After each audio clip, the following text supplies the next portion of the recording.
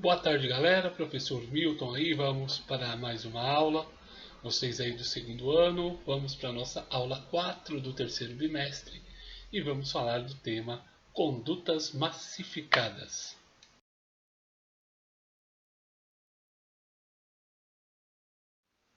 Bom, os materiais utilizados para esta aula, ok?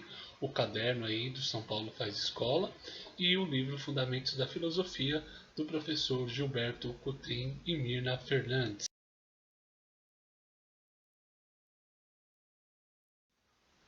Bom, nós vamos começar a aula falando aqui do Max Stirner sobre um trecho do seu texto, O Único e Sua Propriedade, ok? Então, neste pequeno trecho que nós vamos ver, o Max Stirner vai falar aí a respeito da condição histórica do homem e seu intenso processo aí de tentar libertar-se da sua condição de submissão.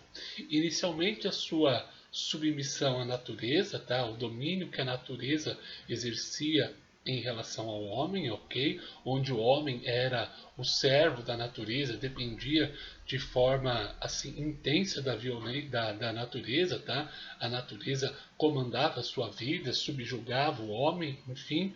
E a partir do momento que o homem consegue aí por meio do seu desenvolvimento dominar a natureza e criar a cultura e a partir desse momento, segundo Stirner, tá, nós vamos ter aí uma inversão, onde o homem deixa de ser um ser que era submisso e dependente da natureza e passa a ser um ser submisso em relação à cultura. Segundo a visão de Stirner, o homem nesse momento apenas troca de senhor. E aí, para finalizar, tá? As frases aqui do Stirner vão dizer o que, né? Vamos lá. A cultura, a religiosidade dos homens tornou-os livres, mas livres apenas de um senhor, para logo os entregar a outro. A religião ensinou-me a dominar os meus desejos. A astúcia permite-me quebrar a resistência do mundo e é-me dada pela ciência. Nem já um outro homem sirvo. Do mesmo modo, libertei-me da determinação irracional pelos meus sentidos, mas continuei fiel à dominadora chamada razão. Ganhei a liberdade espiritual, a liberdade do espírito. Com isso, eu tornei-me súdito do meu espírito. O espírito me dá ordens, a razão orienta-me. São ambas meus guias e senhores. A liberdade de espírito significa a minha servidão. Ou seja, né, outrora o homem viveu aí submisso à religião, principalmente aí nos períodos medievais, né, da era medieval, onde a religião predominava. Veio a era da razão e o homem deixa de ser submisso à religião e passa a ser agora, segundo a visão de Stirner, submisso à ciência. Então, ele continua sendo servo de senhores. Né? Num momento foi a natureza, num momento foi a cultura, num momento foi a religião e num outro momento a ciência, que coloca o homem na condição de servo.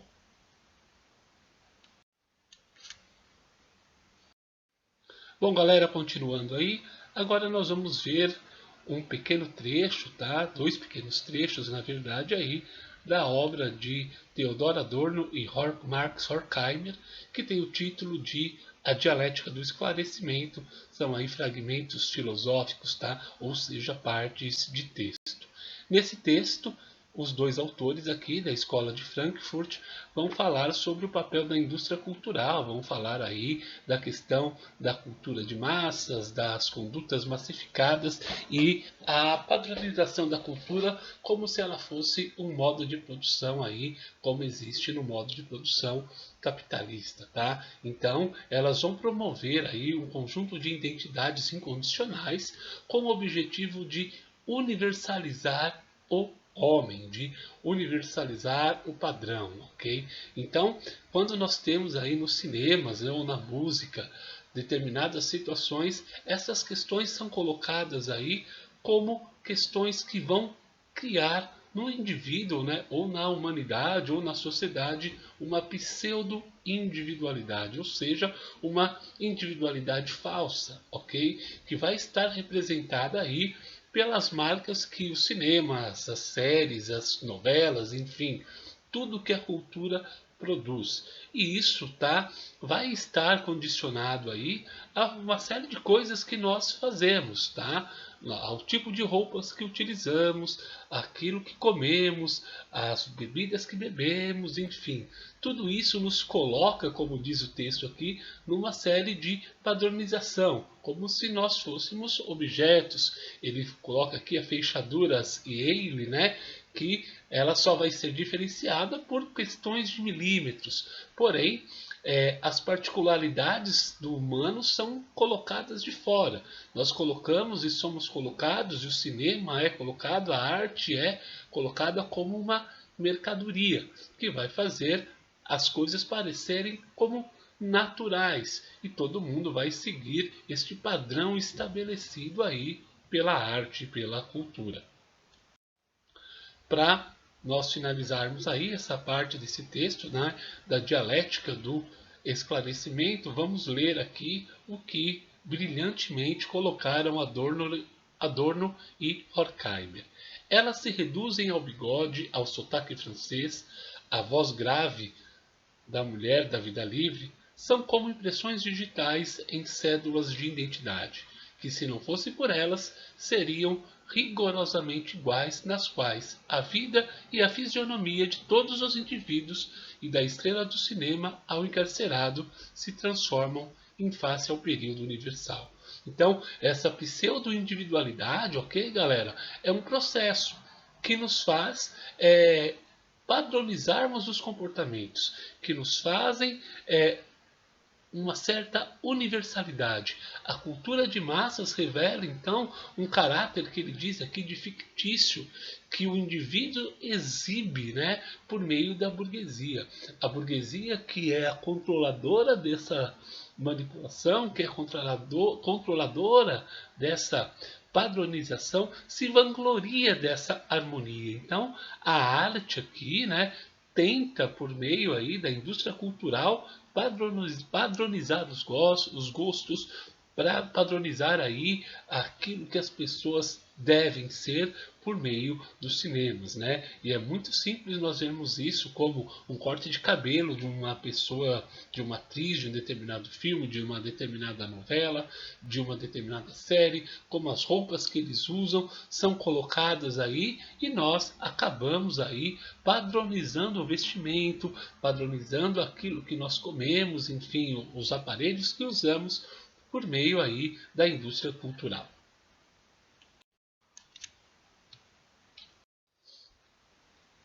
Bom, galera, nós vamos falar aí agora da escola de Frankfurt, tá?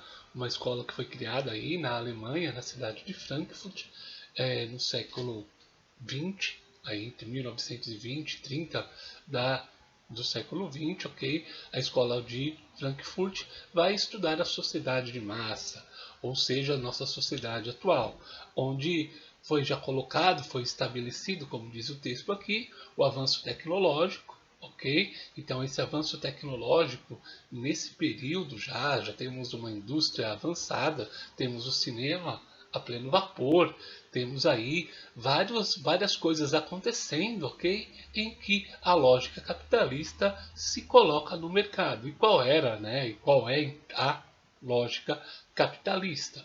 Produção. Essa produção precisa ser consumida, né? Então tudo o que é feito, inclusive culturalmente falando, segue a ordem capitalista, a lógica capitalista do consumo. Então, dentro da indústria, dentro da cultura e de qualquer outro meio aí que quer passar sua mensagem, eu preciso fazer com que essa mensagem chegue ao maior número de pessoas e essas pessoas passem a ter um consumo dessas coisas. Então, não são só bens materiais, mas bens de diversão, bens de cultura, bens de ensino, enfim, tudo está colocado aí para que se tenha uma lógica de produção maior e de consumo maior para contribuir aí com o desenvolvimento da tecnologia industrial do período, ok? Então, mais uma vez, nós vamos ver aqui Marx Horkheimer, tá? Que nasce no finalzinho do século XIX, vai viver até 1973, e Theodor Adorno, que vai nascer aí em 1906, já no século XX, e vai viver até 1969, e eles vão combater aí, ok, essa razão iluminista de padronização, de individualização, que acabou aí colocando o indivíduo numa submissão social. Sempre o cachorro, vamos lá. Então, a escola de Frankfurt, tá? Ela vai combater aí essa opressão que ocorre na sociedade contemporânea, ok?